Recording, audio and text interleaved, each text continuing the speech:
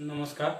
हंस पाठशाला की ओर से मैं प्रियनाथ कुमार आप सभी को रक्षाबंधन की हार्दिक बधाई देता हूं।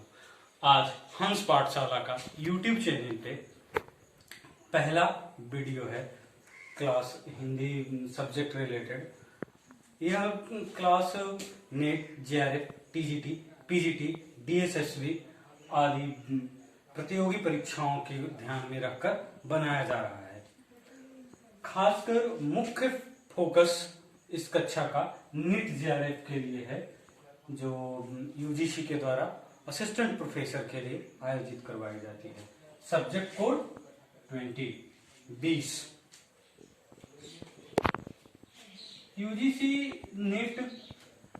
यूजीसी के द्वारा नेट के पाठ्यक्रम में हिंदी के पाठ्यक्रम को 10 यूनिट में बांटा गया है। पहले यूनिट में हमने हिंदी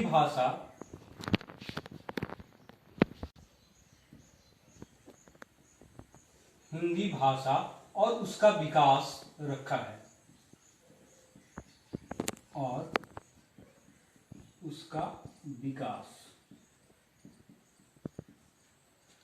दूसरे यूनिट में, दूसरे इकाई में हिंदी साहित्य का इतिहास,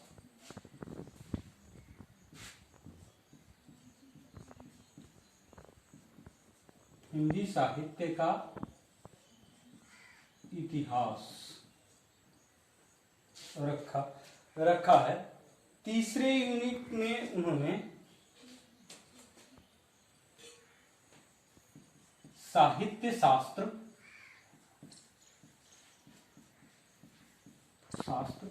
या काव्य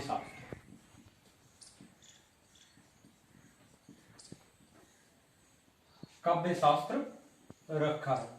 चौथे यूनिट में इन्होंने विचारधारा, जो गांधी विचारधारा, मार्क्सवाद विचारधारा आदि विचारधाराओं को समाहित किया है। लोहिया की विचारधारा, मनोविश्लेषणवाद, फ्रायड का आदि विचारधाराओं को।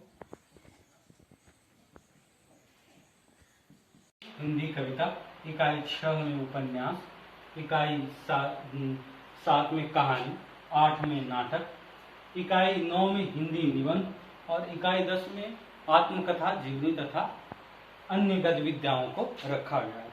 हम लोग इकाई 1 से चलते हैं। आज इकाई 1 पर हिंदी साहित्य, क्षमा चाहूंगा, हिंदी भाषा का विकास, इकाई 1 हिंदी भाषा और उसका विकास पे आज चर्चा करेंगे।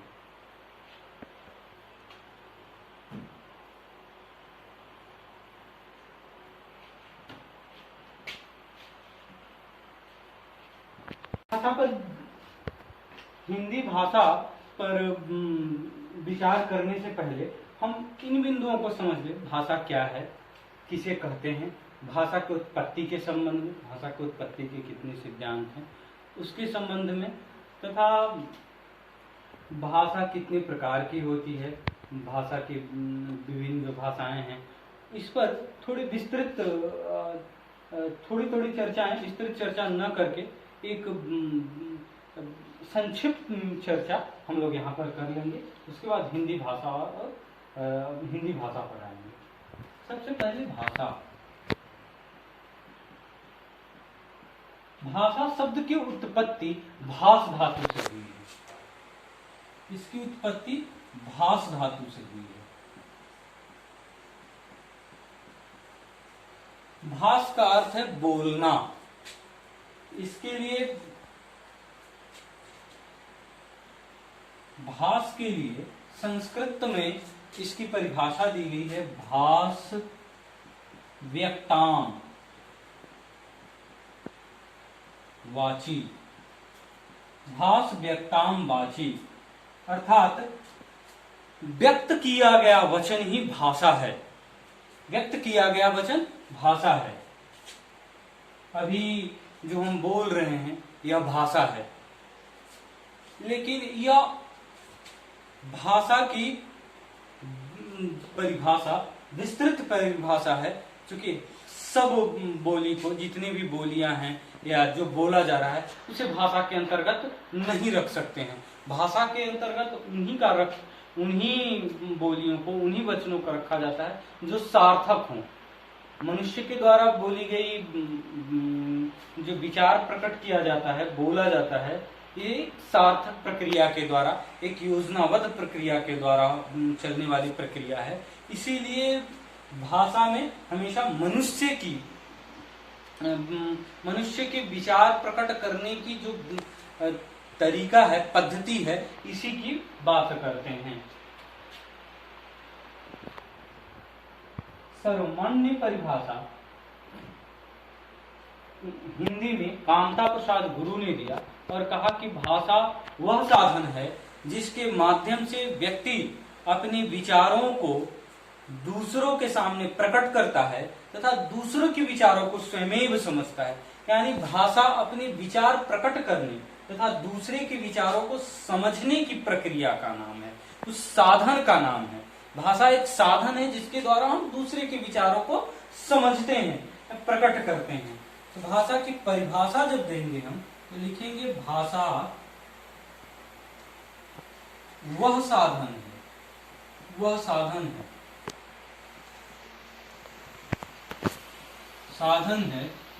जिसके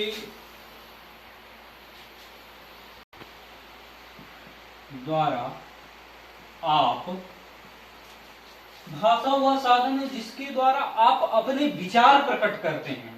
आप अपने विचार प्रकट करते हैं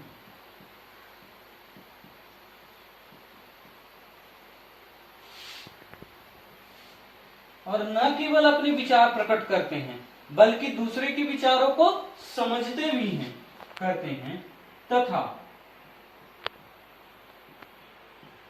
दूसरे के विचारों को समझते हैं।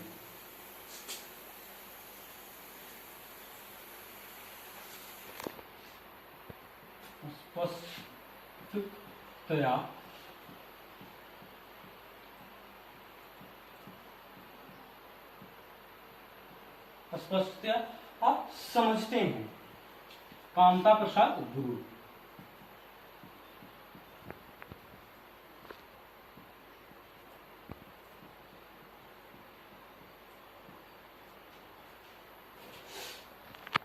तो भाषा की एक परिभाषा हो गई। भाषा वह साधन है जिसके द्वारा हम अपने विचारों को दूसरे के सामने प्रकट करते हैं तथा स्वयं उसके विचारों को, दूसरे के विचारों को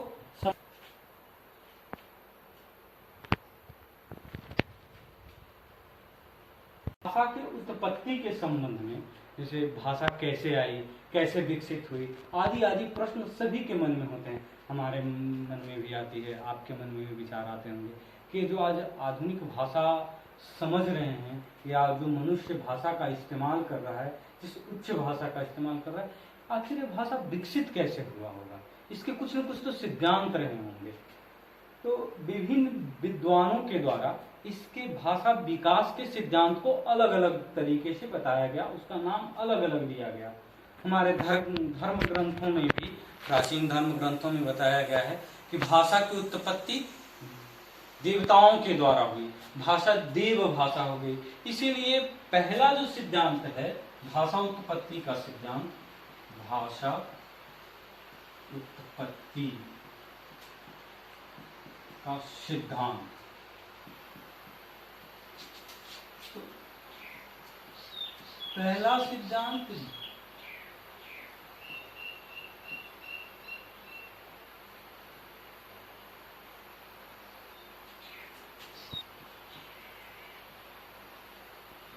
सिद्धांत दिव्योत्पत्ति, यानी दिव्य तरीके से वो ईश्वर के द्वारा प्रदत्त हुई। ये धर्म ग्रंथों के द्वारा, हमारे जो प्राचीन धर्म ग्रंथ हैं उसमें कहा गया है। दूसरा सिद्धांत है संकेत।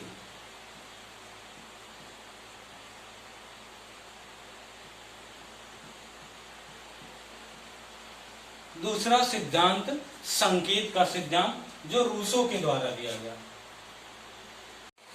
तीसरा सिद्धांत है इंगित का सिद्धांत, डॉक्टर राय के द्वारा। इंगित का सिद्धांत डॉक्टर राय के द्वारा दिया गया। चौथा सिद्धांत धातु का सिद्धांत, हिज और मैक्स मूलर के द्वारा दिया गया। चौथा हिज और मैक्स मूलर के द्वारा दिया गया सिद्धांत धातु का सिद्धांत। अगला है ध्वनि सिद्धांत, नवारे। ध्वनि सिद्धांत नवारे। संपर्क का सिद्धांत जी रेवेस। संपर्क का सिद्धांत जी रेवेस। रणन थ्योरी प्लेटो और प्लेटो, हिस्ट तथा मैक्स मूलर के द्वारा। इसमें एक और है मैक्स मूलर। मैक्स मूलर का सिद्धांत हेनरी श्वेट। इन 8 सिद्धांत दिए गए हैं भाषा उत्पत्ति के सिद्धांत में। दिव्योत्पत्ति का सिद्धांत, संकेत का सिद्धांत, इंगित का सिद्धांत, धातु का सिद्धांत, श्रमध्वनि का सिद्धांत, संपर्क का, रणन और समन्वय का सिद्धांत। इसके बाद भाषा की विशेषताएं, जैसे हर व्यक्ति के अंदर कुछ पॉजिटिव कुछ निगेटिव चीजें होती हैं, वैसे ही भाषा की भी विशेषताएं हैं, अपनी विशेषताएं भाषा की भी हैं। भाषा की विशेषताएं, अब अगला बिंदु है भाषा की विशेषताएं। इस पे भाषा की विशेषता है, जैसे मनुष्य की विशेषता है, मनुष्य एक सामाजिक प्राणी है, समाज में अपना जीवन यापन करता है, समाज में ही रहता है, जब तक उसकी जो दैनिक क्रियाएं हैं समाज पर ही निर्भर होता है पूरी तरह से। तो भाषा भी मनुष्य के विकास का एक अंग है। एक मनुष्य के विकास के साथ साथ जैसे जैसे मनुष्य की सभ्यताओं का विकास होता गया, मानवीय सभ्यताओं का, वैसे वैसे भाषा भी विकसित होती गई। तो और इसका उदाहरण के तौर पर भी हम देख सकते हैं कि इंग्लिश जो है, अंग्रेज, उनके समाज अंग्रेजी प्रधान सभ्यताएं हैं, तो वहाँ अंग्रेजी भाषा है। हमारी उत्तर भारत में हिंदी प्रधान समाज है, तो यहाँ के अधिकांशतः जो सामाजिक लोग हैं हिंदी बोलने वाले हैं, तो हमारे बच्चे भी हिंदी बोलना आसानी से सीख जाते हैं। तो इन सबों को उदाहरण के द्वारा कहने का तात्पर्य है कि भाषा एक सामाजिक संपत्ति है। पहली विशेषता क्या है? भाषा का सामाजिक होना।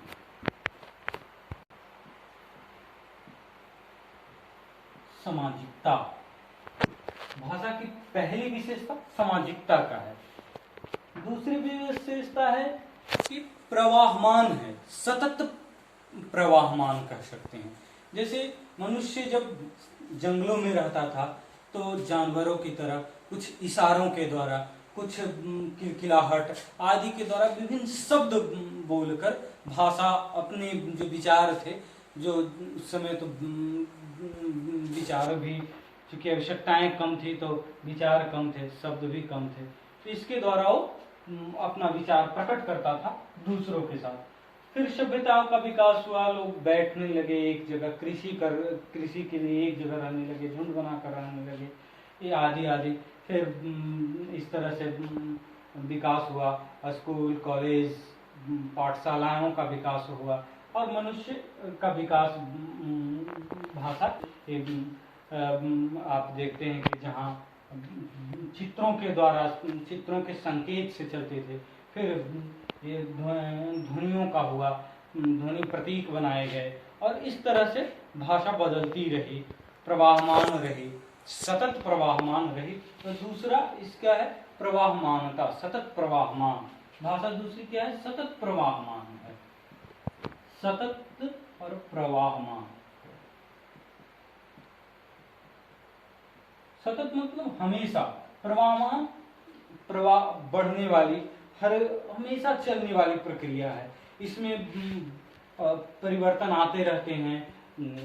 इसके आगे हम लोग पढ़ेंगे कि कैसे परिवर्तन आते हैं, कैसे वर्ण घिस जाते हैं या और वर्ण जुड़ जाते हैं और इस तरह से परिवर्तन आती है।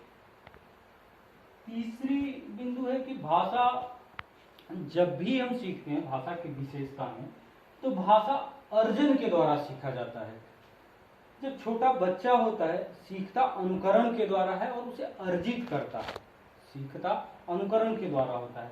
जैसे छोटा बच्चा होता है और जब उसके सामने बड़े लोग होते हैं, मम्मी पापा, तो मामा मामा पापा पापा करने लगता है। और जब पापा करता है तो घर के परिवार के लोग बोलते हैं कि पापा को बोल रहा है। मामा करता है तो हम बोलते हैं कि माँ को अपनी बुला रहा है। इस तरह से भाषा बड़ों को जो उसके सामने बोलते हैं, बच्चा स्वयं से एकांत में उनकी पुनरावृत्ति करता है और इस तरह से वो सीखता है। और आप इसके उदाहरण पर देख सकते हैं कि हिंदी भाषी क्षेत्र के बच्चे हिंदी बहुत आसानी से सीख जाते हैं, क्योंकि उनके घर में बच्चे, उनके घर में जो बड़े हैं, बुजुर्ग हैं, उनके माता पिता आदि हिंदी भाषा का प्रयोग कर रहे होते हैं और उनको देख कर वो सीख जाता है और जल्दी सीखता है देख कर सीखने में। तो ये सीखते कैसे हैं? अनुकरण के द्वारा। इसमें भाषा की विशेषता में देंगे तीसरी में, अनुकरण के द्वारा सीखते हैं। भाषा अनुकरण के द्वारा सीखते हैं।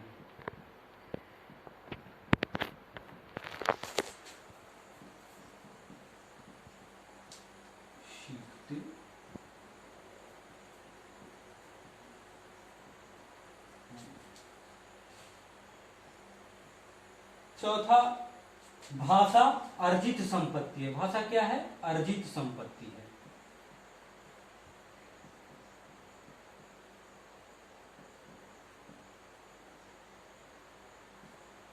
भाषा हम लोग अपनी पीढ़ी दर पीढ़ी जो चली आ रही भाषा है उसे ही सीख लेते हैं, उसे ही हम आसानी से सीखते हैं, आसानी से बोल लेते हैं। इसके बाद पांचवा बिंदु इसमें है, भाषा हमेशा जटिलता से सरलता की ओर चलती है। भाषा किधर से किधर? जटिलता से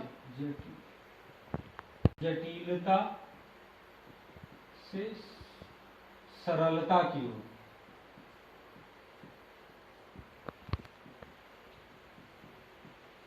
प्रवाहमान है, गतिमान है, तो किधर है? जटिलता से सरलता की ओर, संयोगात्मकता से वियोगात्मकता की ओर।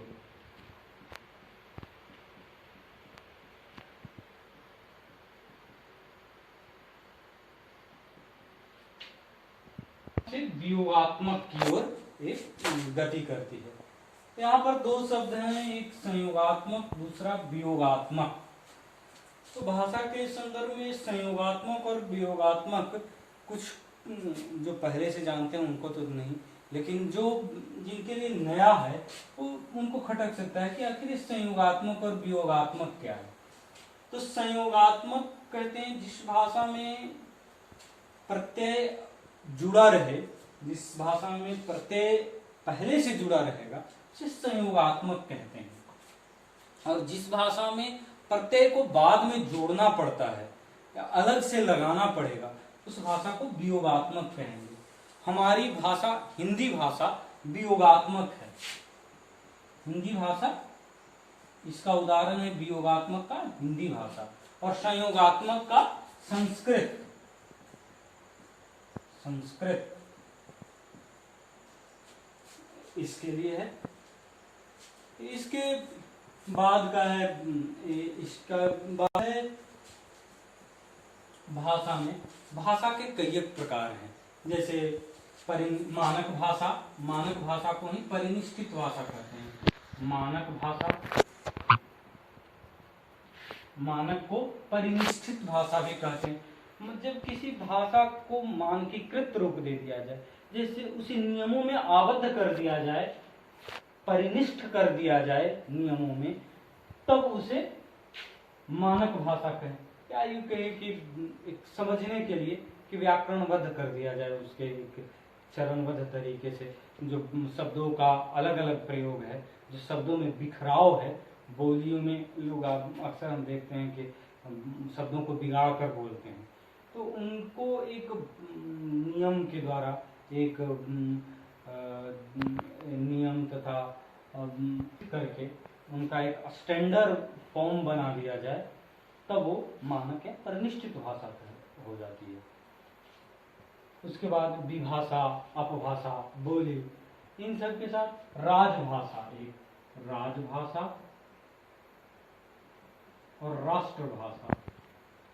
राष्ट्रभाषा, राष्ट्रभाषा। चौथा है संपर्क भाषा।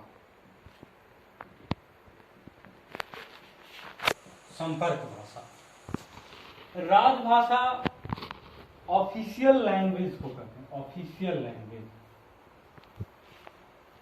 Official language is known as राजभाषा।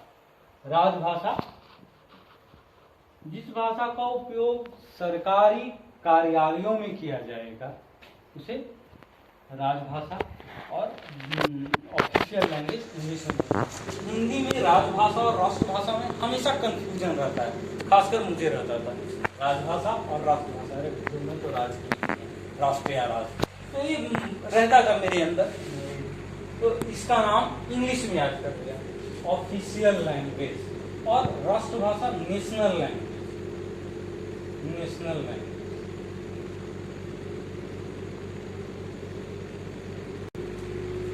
National language. राष्ट्रभाषा किसी राष्ट्र की वह भाषा जो वहां के बहुसंख्यक के द्वारा बोली जाती हो उसे राष्ट्रभाषा बोलेंगे। तो हमारी हिंदी राष्ट्रभाषा है, राजभाषा है। संपर्क भाषा उसके लिए जब दो विभिन्न भाषा भाषी के थे, तो चूंकि जब आगे हम इसमें पढ़ेंगे भाषा को दो आधार पर बांटते हैं, आकृति मूलक और परिवार मूलक। तो इस तरह से विश्व में लगभग 3000 भाषाएं अभी मानते हैं लोग ऐसा कि 3000 हैं। इस पर किसी का मत एक नहीं है, कुछ और अधिक कुछ कम, ऐसे करके इसके भाषाओं को अलग अलग बोलते हैं कि इतनी बोली जाती है। तो हम लोग थे संपर्क भाषा। संपर्क भाषा में उस भाषा को कहते हैं जब दो विभिन्न भाषाओं के लोग किसी एक भाषा के माध्यम से आपस में संपर्क करते हैं, आपस में अपने विचारों का आदान प्रदान करते हैं, उस भाषा को संपर्क भाषा, कॉन्टैक्ट लैंग्वेज। ये अंतिम हो गया प्रकार, इतना ही स्टैंडर्ड मानकर चलते हैं। इसी के साथ आज की कक्षा का समापन करते हैं। कल हम भाषा का वर्गीकरण पढ़ेंगे, आकृति मूलक वर्गीकरण, पारिवारिक वर्गीकरण, विश्व की भाषाओं के कितने प्रकार हैं, और उसी के द्वारा आएंगे अपनी हिंदी भाषा और उसके विकास पे। कल इसकी चर्चा होगी। तब तक के लिए नमस्कार। और हमारा आप लोग से नम्र निवेदन है कि हमारे इस हंस पाठशाला के YouTube चैनल को जितना अधिक हो सके सब्सक्राइब करें, लाइक करें, कमेंट करें, शेयर करें, ताकि यह वीडियो सब तक पहुंच सके, उन लोगों तक भी पहुंच सके जो सुदूर क्षेत्र में रहते हैं, जहां तक क्लास कक्षाएं नहीं पहुंच सकती हैं, वहां तक पहुंच सके। इसके लिए आप लोगों को धन्यवाद। फिर एक बार हमारे हंस पाठशाला की तरफ से आप सभी को रक्षाबंधन की हार्दिक बधाइयाँ।